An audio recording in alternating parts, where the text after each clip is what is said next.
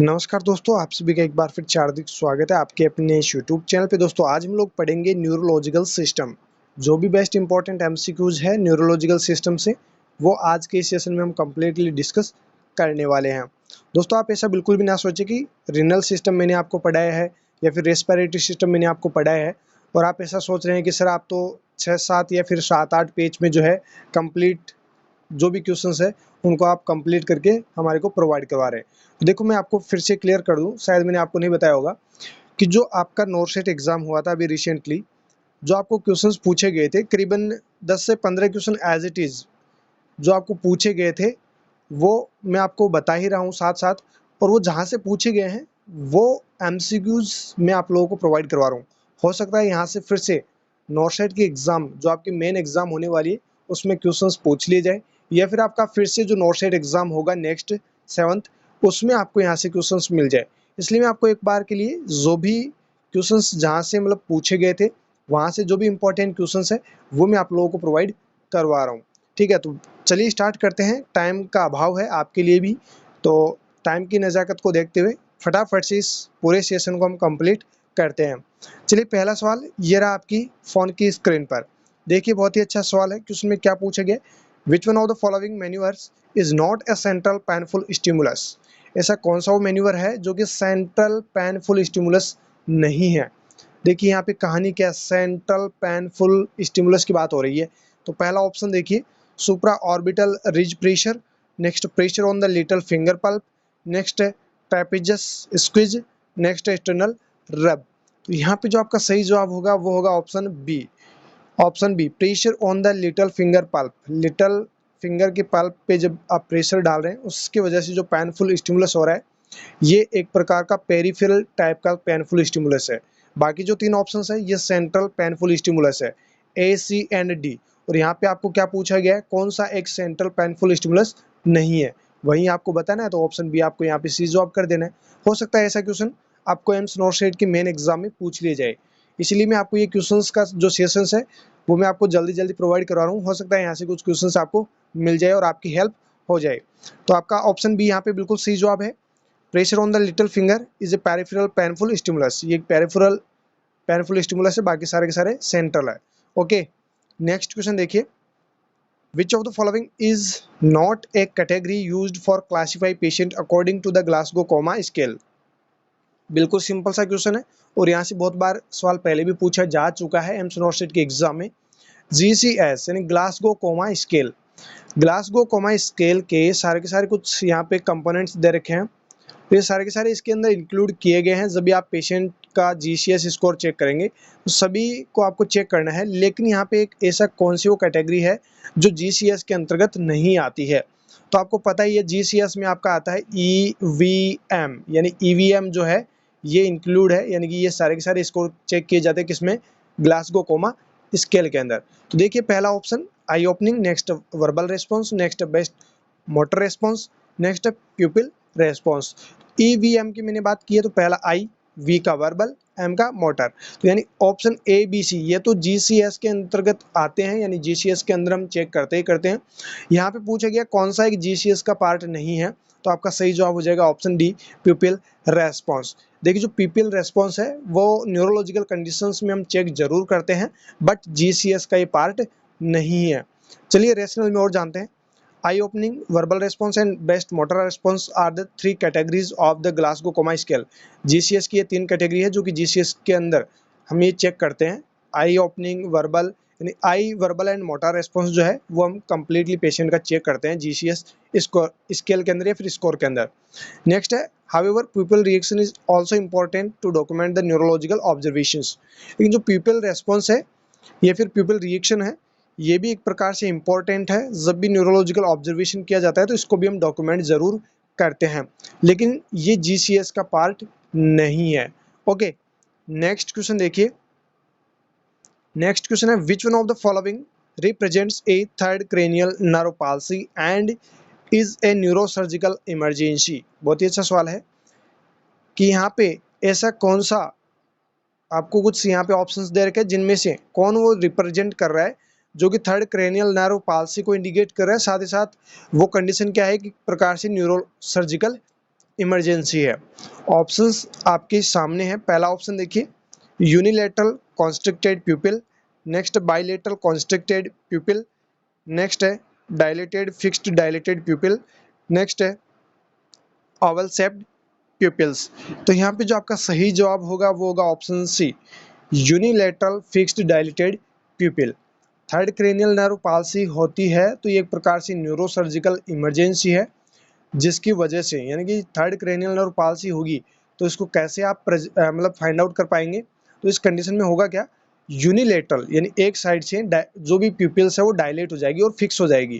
तो ये कंडीशंस आपको थर्ड क्रेनियल नर्व पाल्सी में देखने को मिलेगी। और ये जो थर्ड क्रेनियल नर्व पाल्सी होती है ये एक प्रकार की न्यूरोसर्जिकल इमरजेंसी कंडीशन होती है।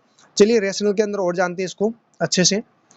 ए unilateral fixed dilated pupils represent a third cranial nerve palsy। Unilateral fixed dilated जो pupil है वो रिप्रेजेंट करती है आपकी थर्ड क्रेनियल नर्व या फिर थर्ड नर्व पाल्सी को। एंड ये एक प्रकार से क्या है, neurosurgical emergency. It predicts the imminent herniation of one side of the brain through a foramen of skull. Foramen of skull के थ्रू ये एक प्रकार से क्या कर सकती है, इमिनेंट हर्निएशन कर सकती है। एक साइड में ब्रेन के एक साइड में इमिनेंट हर्निएशन हो सकता है, इसकी वजह से फोरामेन जो फोरामेन ऑफ स्कल है इसके थ्रू ये हर्निएशन की कंडीशन डेवलप हो सकती है थर्ड क्रेनियल नर्व या फिर थर्ड नर्व पाल्सी की वजह से। When the brain stem has herniated through the skull, both pupils become fixed and dilated. This is an preterminal event। यानी अगर ब्रेन स्टेम में हर्निएशन हो जाता है स्कल के थ्रू तो दोनों पीपल्स क्या हो जाएगी, फिक्स्ड हो जाएगी एंड डायलेटेड हो जाएगी। तो एक प्रकार से प्री टर्मिनल इवेंट है जिससे हम पता लगा सकते हैं कि पेशेंट जो है या फिर पर्सन जो है उसको थर्ड क्रेनियल नर्व पाल्सी हुआ है। कैसे पता लगाएंगे, दोनों यानी कि वैसे यूनिलेटरल होगी लेकिन अगर हर्निएशन हो जाता है स्कल के थ्रू तो दोनों पीपल्स जो है वो फिक्स्ड हो जाएगी और डायलेट हो जाएगी। अदरवाइज अगर थर्ड क्रेनियल नर्व पाल्सी हुई है तो यूनिलेटरल यानी एक साइड में आपको डायलेटेड प्यूपिल जो है वो फिक्स्ड देखने को मिलेगी। ओके, नेक्स्ट क्वेश्चन देखिए, which of the following is not an abnormal breathing pattern seen in head injury and Altered conscious level. बिल्कुल सिंपल सा सवाल आपको पूछा गया है कि कौन सा एक एबनॉर्मल ब्रीदिंग पैटर्न जो है, यानी कि सारे के सारे जो एबनॉर्मल ब्रीदिंग पैटर्न है वो आपको देखने को मिलते हैं किन किन कंडीशन में, हेड इंजरी हुई हो या फिर कॉन्शियस लेवल अल्टर्ड हुआ हो। लेकिन कौन सा एक एबनॉर्मल ब्रीदिंग पैटर्न आपको नहीं देखने को मिलेगा, हेड इंजरी होती है या फिर अल्टर्ड कॉन्शियस लेवल होता है, सभी ब्रीदिंग पैटर्न आपको देखने को मिलेंगे लेकिन एक आपको देखने को नहीं मिलेगा ब्रीदिंग पैटर्न। तो कौन सा है, पहला ऑप्शन है साइनोस्टॉक रेस्पिरेशन, बिल्कुल ये होता है। नेक्स्ट है एनारोबिक रेस्पिरेशन, ये नहीं होता है। हाइपर वेंटिलेशन भी होता है एंड एटेक्सिक ब्रीदिंग भी होती है। तो यहाँ पे जो एनारोबिक रेस्पिरेशन है ये नहीं होता है, तो यहाँ पे आपका सही जवाब क्या हो जाएगा, ऑप्शन बी। चलिए रेशनल में इसको और जानते हैं। Anaerobic respiration is a way in which living organism produce energy. Anaerobic respiration एक प्रकार का वे है जिससे जो भी लिविंग ऑर्गेनिजम्स है वो क्या करते हैं, एनर्जी प्रोड्यूस करते हैं and has nothing to do the breathing pattern. और ये जो एनारोबिक रेस्पिरेशन है इसका ब्रीदिंग से कोई लेना देना नहीं है। दो प्रकार के वर्ड आपने सुने होंगे, एक तो एरोबिक और एक एनारोबिक। एनारोबिक का मतलब है कि without any breathing pattern, without any oxygen, बिना ऑक्सीजन के, ठीक है।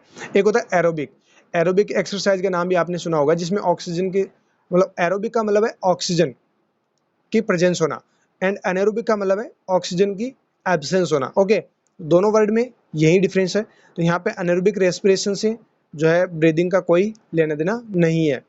नेक्स्ट है the other three are breathing pattern seen in patient with altered conscious level.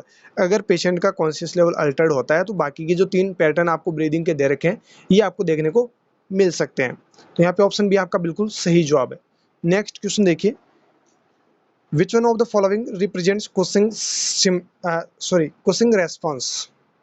Cushing response को कौन यहाँ पे रिप्रेजेंट कर रहा है या फिर कुशिंग रेस्पॉन्स से आप क्या समझते हैं वो आप बता दीजिए। पहला ऑप्शन है low blood pressure and tachycardia, next है high blood pressure and tachycardia, next है low blood pressure and bradycardia, next है high blood pressure and bradycardia. तो देखिए यहाँ पे कहानी सिर्फ दो वर्ड्स की है, एक में लो एंड हाई चल रहा है, ये सभी में चल रहा है लो एंड हाई, एक में टैकीकार्डिया है और दूसरे में ब्रेडीकार्डिया है। कहानी सिमिलर सी है, ठीक है। तो अब यहाँ पे आपको दिक्कत आ जाती है, तो आपको घबराने की ज़रूरत नहीं है।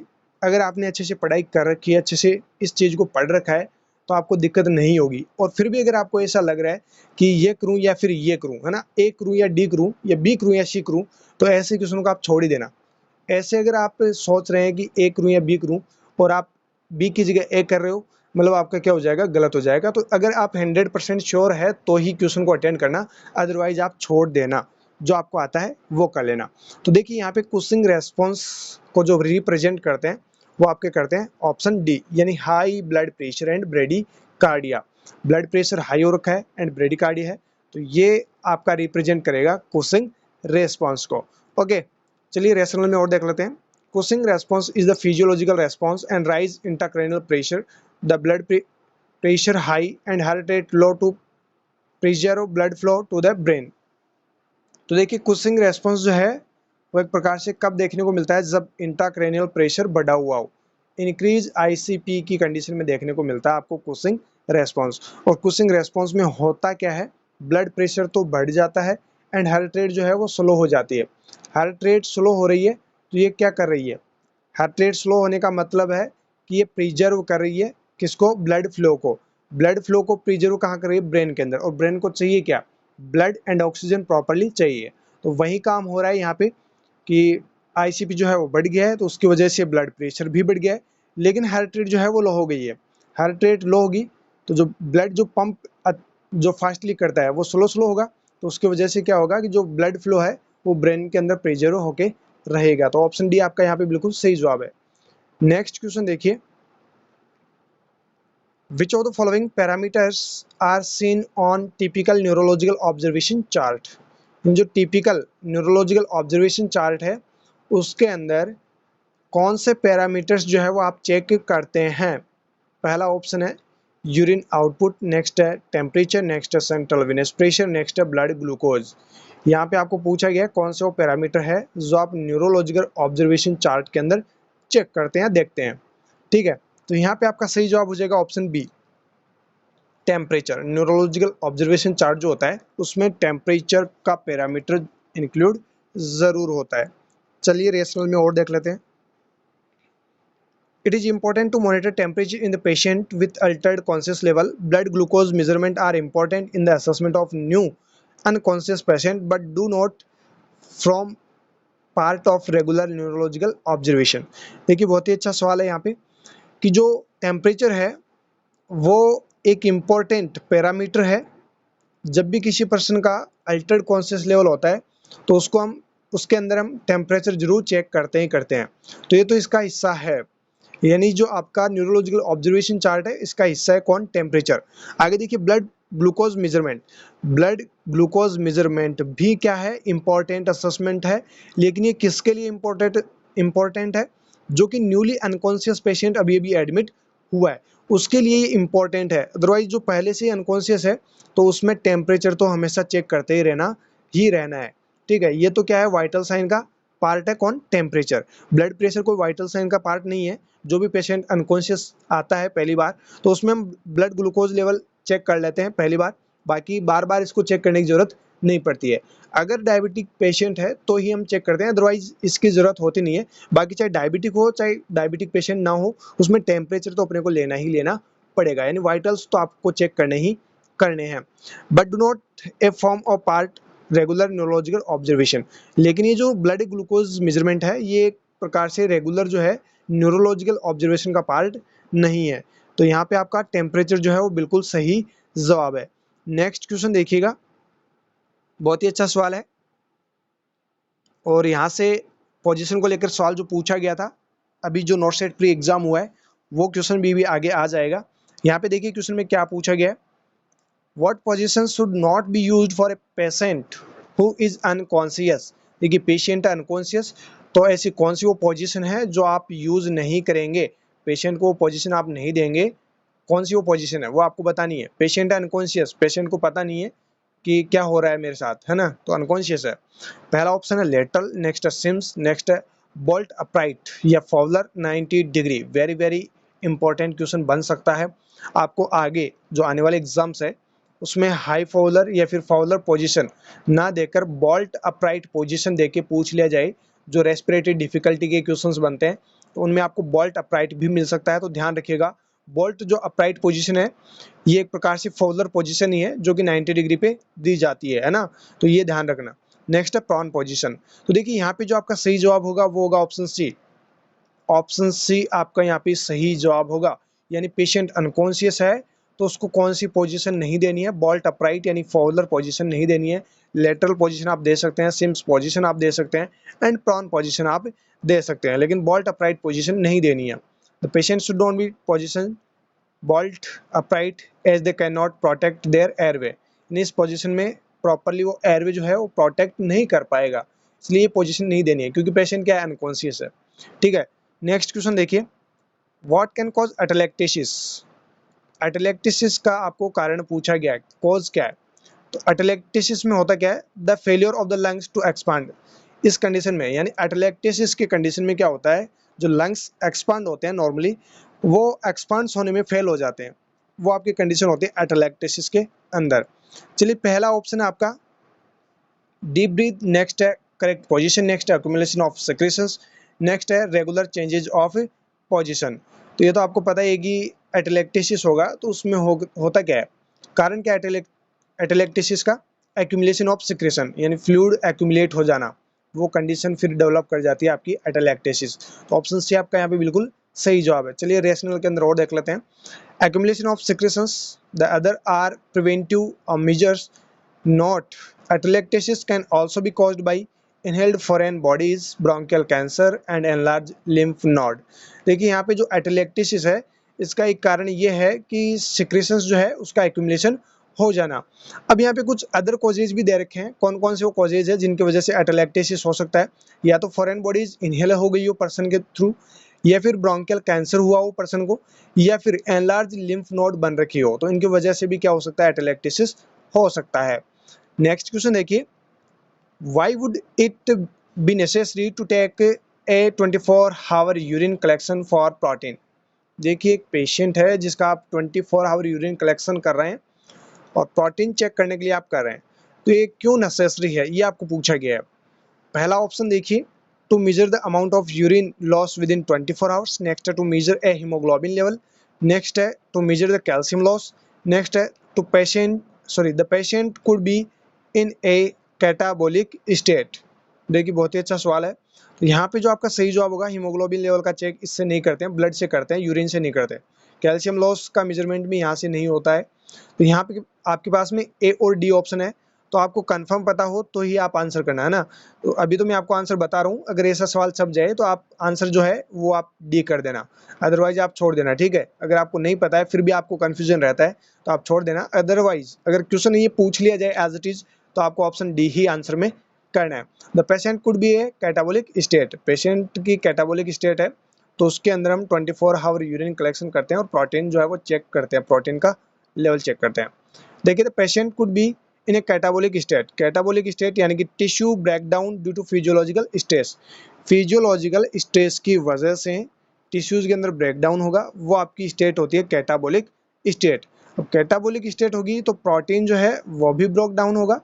तो यहाँ पे वही तो पूछना चाह रहा है कि प्रोटीन को असेस करने के लिए 24 आवर यूरिन आप कलेक्शन कर रहे हैं, क्यों कर रहे हैं, ये आपको पूछा गया। तो यहाँ पे आपका सिंपल सा सही जवाब हो जाएगा ऑप्शन डी। नेक्स्ट क्वेश्चन देखिए, how would you now if a patient who is unconscious is in pen. एक पेशेंट है जो कि अनकॉन्शियस है और उसमें पेन जो है वो आप जानना चाहते हैं, पेन हो रहा है या नहीं हो रहा है पेशेंट को, वो आप फाइंड आउट करना चाहते हैं, तो कैसे आप चेक करेंगे। ठीक है, या फिर आप क्या चेक करेंगे, पेशेंट आपके पास में अनकॉन्शियस, यहाँ पे पहला ऑप्शन है वर्बल एक्सप्रेशन, नेक्स्ट है grimacing, increase heart rate and increase blood pressure, next oxygen saturation level 96%, Glasgow coma scale score is 14 to 15। तो यहाँ पे देखिए तीन कंडीशंस तो ऐसी है जो कि नॉर्मल है। ठीक है, पेशेंट अनकॉन्शियस है और उसमें पेन हो रहा है या नहीं हो रहा है उसको आपको चेक करना है, तो तीन कंडीशंस तो आपके सामने नॉर्मल है, यानी ऑक्सीजन सेचुरेशन बिल्कुल नॉर्मल चल रहा है पेशेंट का, ग्लासगो कोमा स्कोर है ये भी बिल्कुल सही है, नॉर्मल है, फिट टू फिट पेशेंट है, वर्बल एक्सप्रेशन पेशेंट करेगा नहीं क्योंकि अनकॉन्शियस है। तो यहाँ पे आपके सामने बचता है एक ऑप्शन और वह है आपका ऑप्शन बी। तो यहाँ पे आपका सही जवाब क्या हो जाएगा, option B, grimacing increase heart rate and increase blood pressure. ये अगर अनकॉन्शियस पेशेंट में है यानी कि पेशेंट को पेन भी हो रहा है, लेकिन पेशेंट क्या है, पेशेंट की जो कंडीशन है वो कौन सी है, अनकॉन्शियस। तो पेशेंट को पेन फील नहीं होगा, बट आपको ये पूछना चाह रहा है कि अगर पेशेंट अनकॉन्शियस है और अगर उसको पेन होता है तो आप कैसे पता लगाएंगे। ठीक है, तो यहाँ पे तीन फिनोमिना, जो तीन आपको रेस्पॉन्स दे रखे हैं, तो नॉर्मल है और एक एबनॉर्मल है, वहीं आपको यहाँ पे सही जवाब करना है option B. Grimacing, increase heart rate and increase blood pressure are all non verbal sign, यानी नॉन वर्बल साइन है ये, और पेशेंट अनकॉन्शियस है तो यहाँ पे नॉन वर्बल साइन ही देखने को मिलेंगे। तो ये यहाँ पे आपका क्या है, नॉन वर्बल साइन है। ठीक है, तो आपका ऑप्शन बी यहाँ पे बिल्कुल सही जवाब है। नेक्स्ट क्वेश्चन देखिए, which of the following is the commonest cause of dementia. बिल्कुल सिंपल सा सवाल पूछा गया और ये बहुत बार पहले भी सवाल पूछा जा चुका है कि कॉमनेस्ट कॉज डिमेंशिया का क्या है। क्वेश्चन की लैंग्वेज जो है वो थोड़ी सी चेंज करके आपको एग्जाम में मिल जाती है, बाकी क्वेश्चन की कहानी वही होती है कि डिमेंशिया का जो कॉमनेस्ट कॉज है वो आपको बताना है। पहला ऑप्शन देखिए, अल्जाइमर डिजीज। सेकंड ऑप्शन देखिए, सेरिब्रोवैस्कुलर डिजीज या फिर स्ट्रोक। नेक्स्ट ऑप्शन देखिए, लेवी बॉडी डिमेंशिया। नेक्स्ट है एचआईवी इन्फेक्शन। तो यहाँ पे देखिए जो आपका सही जवाब होगा वो होगा अल्जाइमर डिजीज। ये बहुत बार पहले भी सवाल पूछा जा चुका है। जब भी डिमेंशिया का कॉमनेस्ट कॉज पूछा जाए तो आप आंसर में कर देना अल्जाइमर डिजीज। तो ये तो बिल्कुल सिंपल सा सवाल है। चलिए रेशनल में और देख लीजिए, वैसे रेशनल इसका है नहीं, तो रेशनल की इसमें जरूरत भी नहीं पड़ेगी ज़्यादा। जिनमें रेशनल की जरूरत है वहाँ पे रेशनल आपको दिए जा रहे हैं। डिमेंशिया जो है उसका कॉमनेस्ट कॉज क्या होगा, अल्जाइमर डिजीज। नेक्स्ट क्वेश्चन देखिए, the frontal lobe of the brain cortex is responsible for which of the following. Brain cortex की जो फ्रंटल लॉब होती है वो किसके लिए रेस्पॉन्सिबल होती है, ये आपको बताना है। बहुत ही अच्छा सवाल है, जितने स्टार मार्क आप लगाना चाहो लगा लेना, हो सकता है ये एज इट इज क्वेश्चन आपको मिल जाए। पहला क्वेश्चन देखिए, the sleep and wake cycle. Next the ability to do shape. Next understanding other speech. Next visual perception. तो यहाँ पे जो आपका सही जवाब होगा वो होगा option B, the ability to draw shape. जो एबिलिटी होती है सेफ को ड्रॉ करने की, वो आपकी ब्रेन कॉर्टेक्स के फ्रंटल लोब से कंट्रोल होती है। तो यहाँ पे फ्रंटल लोब का आपको पूछा गया है कि ये किसके लिए रेस्पॉन्सिबल है, तो यहाँ पे आपका सही जवाब हो जाएगा ऑप्शन बी। चलिए रेशनल में और जानते हैं, जो तीन ऑप्शंस बच गए हैं उनके बारे में भी। The sleep and wake cycle is brain stem function. जो ब्रेन स्टेम है उसका फंक्शन है sleep and wake cycle. Understanding speech is a parietal lobe. और जो स्पीच को अंडरस्टैंड करने की जो प्रोसेस है वो कहाँ पर होती है, कंप्लीट पैराइटल लोब के अंदर। नेक्स्ट है पैराइटल लोब का ये फंक्शन हो गया। नेक्स्ट है the occipital lobe is responsible for visual perception. तो ये विजुअल जो परसेप्शन है, ये लास्ट वाली जो लोब होती है ऑक्सीपिटल पीछे की तरफ है ना, उस लोब में ये जो है, उस लोब का ये फंक्शन है विजुअल परसेप्शन। तो आपको जब भी ऐसा क्वेश्चन पूछा जाए, हो सकता है आपको स्लीप एंड वेक साइकिल पूछ ले, तो ये फंक्शन होता है आपका ब्रेन स्टेम सेल का। अंडरस्टैंडिंग स्पीच जो है वो पैराइटल लोब का फंक्शन है, एंड ऑक्सीपिटल लोब का फंक्शन है विजुअल परसेप्शन। तो याद कर लेना इनको। ये जो ऑक्सीपिटल लोब का जो फंक्शन है विजुअल परसेप्शन, ये बहुत बार पहले भी पूछा जा चुका है और आगे भी पूछा जा सकता है। एंड स्पीच वाला भी पूछा जा चुका है। ठीक है, तो स्पीच वाला भी आप ध्यान रखना कि जो अंडरस्टैंडिंग स्पीच होती है वो पैराइटल लोब के अंदर होती है। नेक्स्ट क्वेश्चन देखिए, the following are features of Alzheimer disease except. Alzheimer disease के सारे क्या है, फीचर्स है, एक को छोड़कर। देखिए पहला option, short term memory loss. Next confusion. Next poor attention. Next drowsiness. तो यहाँ पे जो आपका सही जवाब होगा वो होगा ऑप्शन डी, ये अल्जाइमर डिजीज का फीचर नहीं है या फिर साइन सिम्टम नहीं है। बाकी जो तीन ऑप्शंस दे रखे हैं ये अल्जाइमर डिजीज के फीचर्स है, तीनों के तीनों। ठीक है, चलिए देखते हैं इसको रेशनल के अंदर। Drowsiness is not a feature of dementia but in a delirium patients में have episodic altered conscious level. Dementia का ड्राउजीनेस फीचर नहीं है, बट डिलीरियम पेशेंट्स में ड्राउजीनेस देखने को मिल सकती है। नेक्स्ट क्वेश्चन देखिए, बहुत ही अच्छा सवाल है। Patient with the apolipoprotein E gene are at risk of which disease. एक पेशेंट है जिसको एपोलिपोप्रोटीन इस जीन का रिस्क है, तो कौन से डिजीज उस पर्सन को हो सकती है। पहला ऑप्शन है सिस्टिक फाइब्रोसिस, नेक्स्ट है Huntington's dementia, next Alzheimer's disease and next last option है डिप्रेशन। तो यहाँ पे जो आपका सही जवाब होगा वो होगा option C, Alzheimer disease.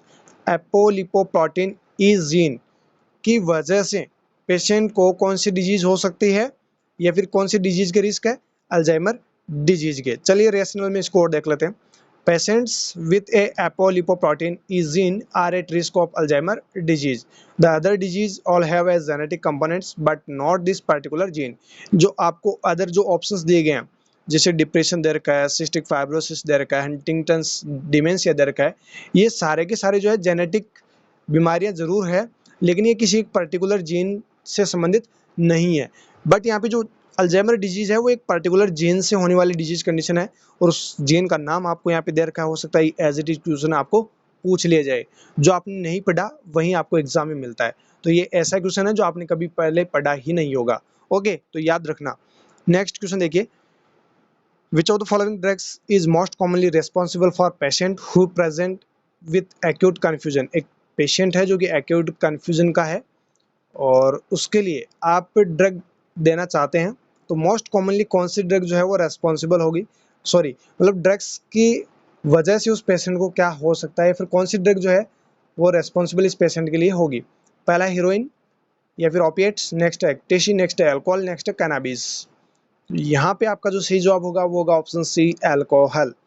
Alcohol जो है ये एक्यूट कन्फ्यूजन किसकी वजह से हो सकता है, अल्कोहल की वजह से। तो ये एक प्रकार से अल्कोहल जो है ये अगर कोई पर्सन ज़्यादा लेता है तो उसकी वजह से एक्यूट कन्फ्यूजन पर्सन में प्रेजेंट हो सकता है, यानी देखने को मिल सकता है। देखिए यहाँ पे alcohol is the commonest drug of abuse in the UK.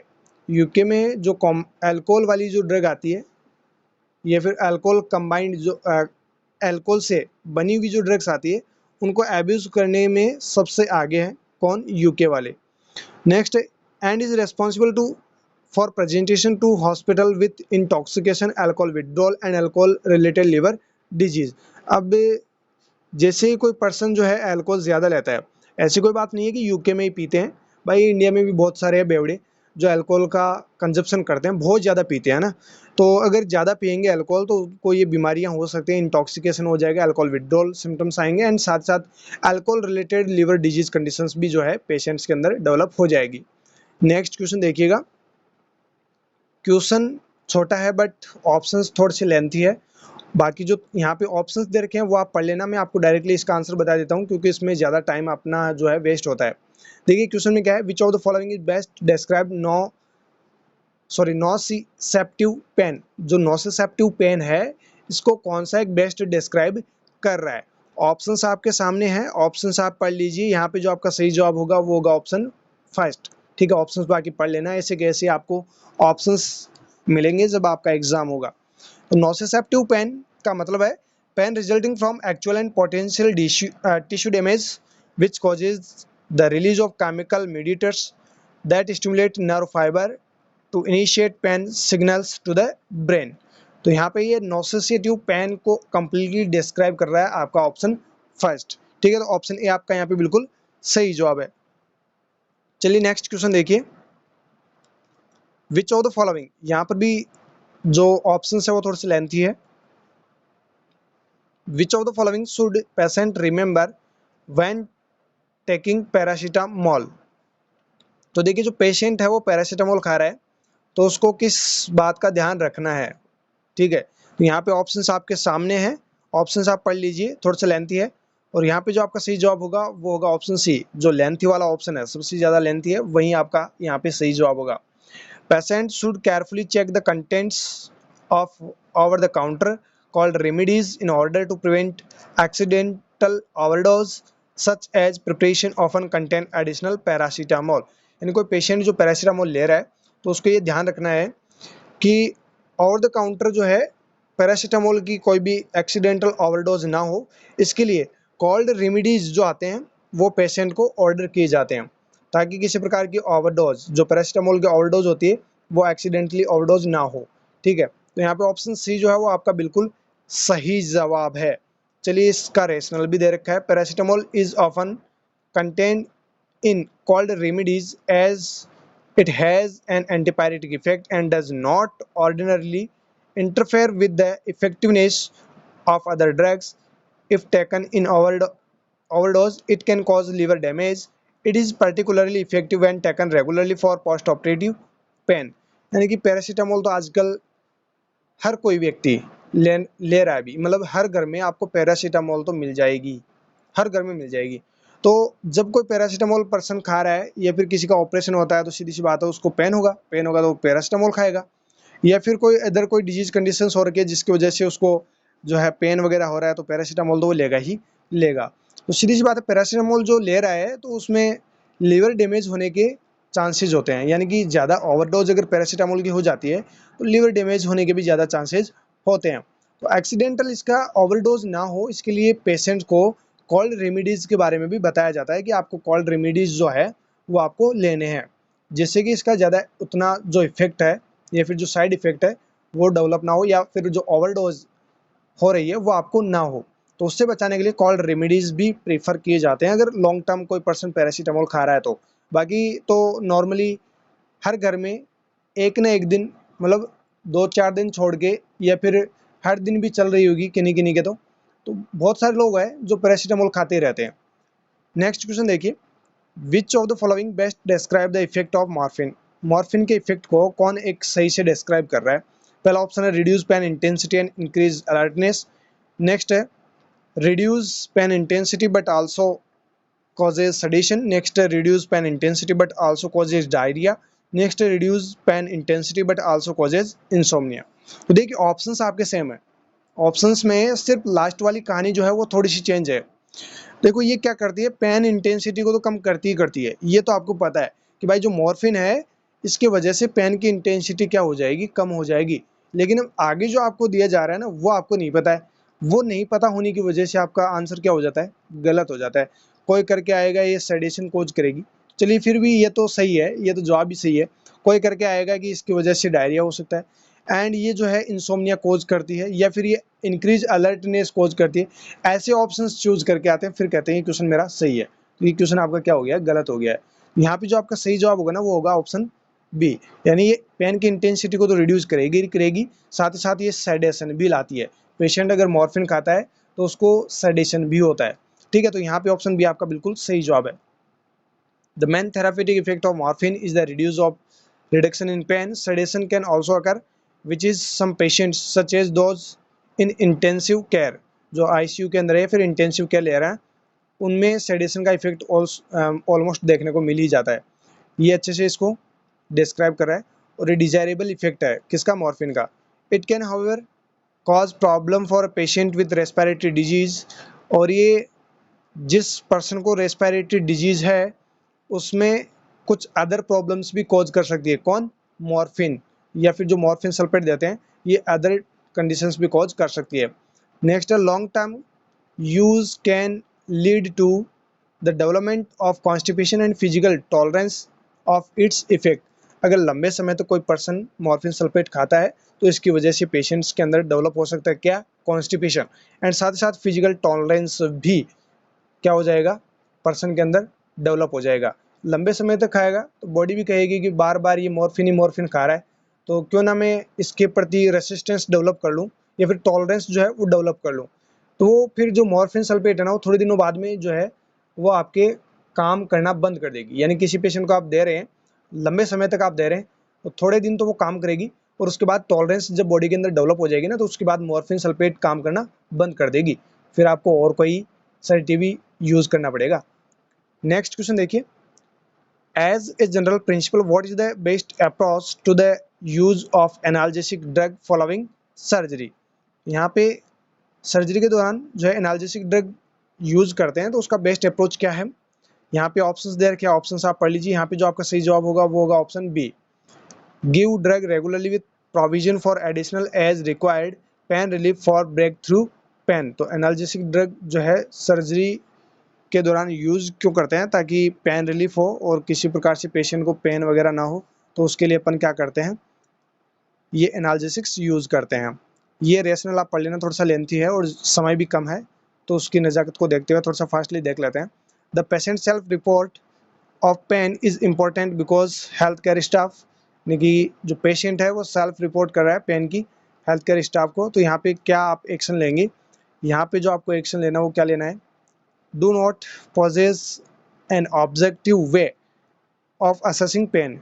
Patient का जो ऑब्जेक्टिव वे है उसको आप नहीं मानेंगे, पेशेंट के आप चेक करेंगे, पेशेंट रिपोर्ट कर रहा है पेन की, पेशेंट को आप चेक करेंगे, ऑब्जर्व करेंगे, देन उसके बाद आप बिलीव करेंगे।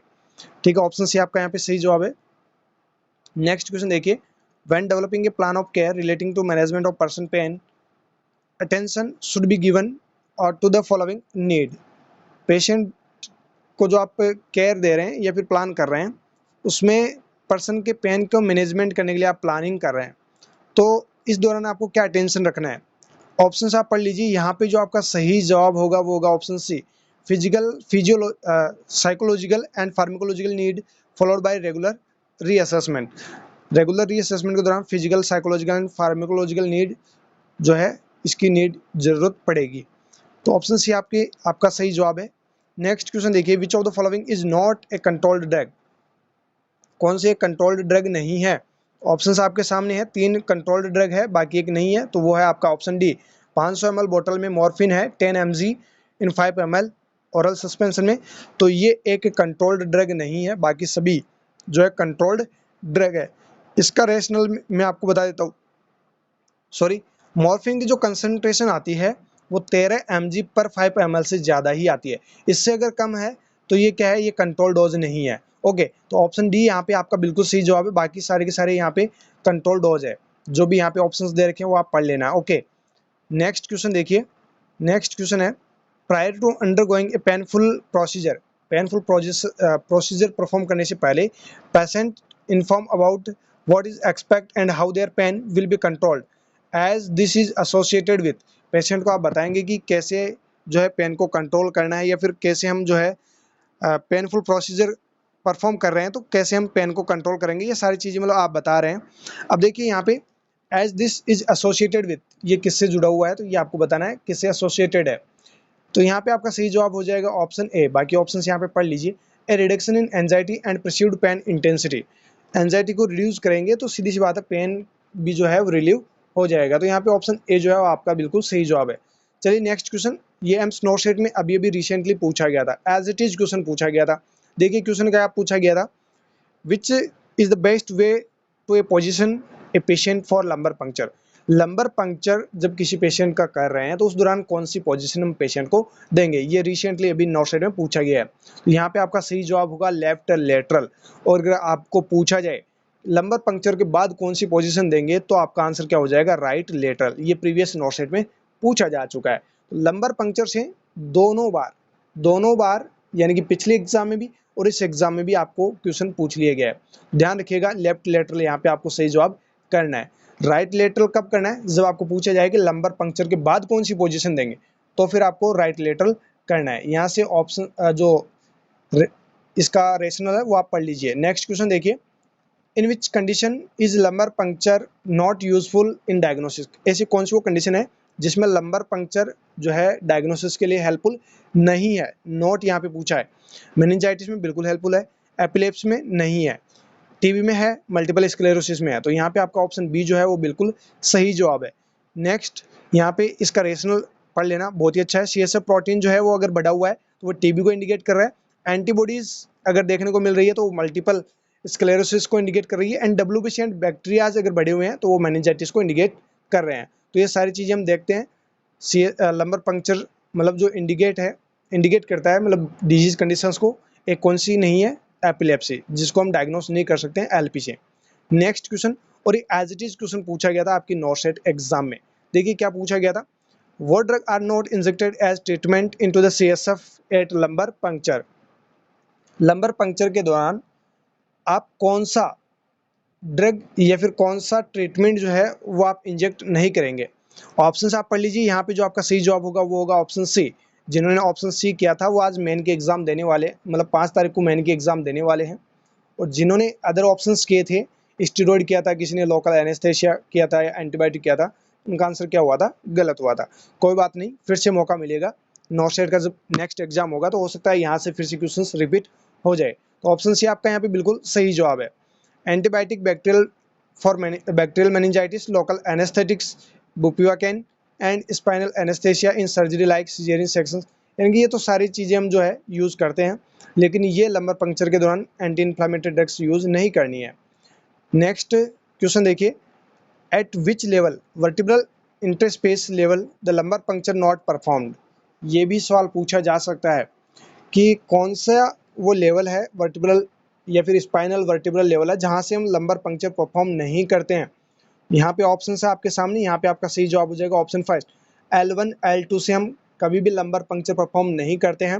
2 3 से कर सकते हैं, 3 4 से कर सकते हैं, 4 5 से कर सकते हैं, लेकिन 1 एंड 2 से नहीं करेंगे। हो सकता है ये क्वेश्चन एज इट इज़ अभी आपकी मेन एग्जाम में पूछ लिया जाए, तो स्टार मार्क करके इसको अच्छे से दिमाग में बिठा लेना। नेक्स्ट एंड लास्ट क्वेश्चन देखिए, what laboratory investigation is not done on the CSF। कौन से वो लेबोरेटरी इन्वेस्टिगेशंस है जो हम CSF में चेक नहीं करते हैं। पहला ऑप्शन यहाँ पे है, ऑप्शन से आप पढ़ लीजिए, यहाँ पे आपका सही जवाब हो जाएगा ऑप्शन बी, कोलेस्ट्रॉल का पता हम CSF में नहीं करते हैं, बाकी RBC WBC हम चेक कर सकते हैं। ये प्रेजेंट बिल्कुल होगी, लंबर पंक्चर जब आप करेंगे तो CSF के अंदर ये प्रेजेंट होगी, शुगर भी होगी एंड प्रोटीन भी होगी। तो ये सारे के सारे लैब इन्वेस्टिगेशन हम CSF के अंदर देखेंगे। एक जो नहीं देखेंगे वो है आपका कोलेस्ट्रॉल। ठीक है, तो ऑप्शन बी यहाँ पे आपका बिल्कुल सही जवाब है। CSF is blood stained in subarachnoid haemorrhage, high protein and low sugar are found in infection. अगर इन्फेक्शन हुआ है तो प्रोटीन हाई होगा एंड शुगर लो होगी। एंड जो ब्लड स्टैंड CSF है वो सब अरेक्नोइड हेमरेज की कंडीशन में देखने को मिलेगा। तो ये तो इन्वेस्टिगेशन हम करेंगे, कौन सा नहीं करेंगे, एक कोलेस्ट्रॉल का इन्वेस्टिगेशन यहाँ से नहीं कर सकते हैं। तो दोस्तों ये था न्यूरोलॉजिकल सिस्टम और जो इंपॉर्टेंट क्वेश्चंस यहाँ से बनते हैं। मैंने आपको पहले ही कह दिया था शुरू में ही कि हम वो क्वेश्चंस अभी पढ़ रहे हैं जो अभी आपके नॉर्सेट प्री में पूछे गए हैं रिसेंटली। वहाँ से जो क्वेश्चंस इंपॉर्टेंट बनते हैं वो क्वेश्चंस मैं आप लोगों को अभी बता रहा हूँ। बाकी तो बहुत बड़ा ये सिस्टम है जहाँ से बहुत सारे क्वेश्चंस बनते हैं।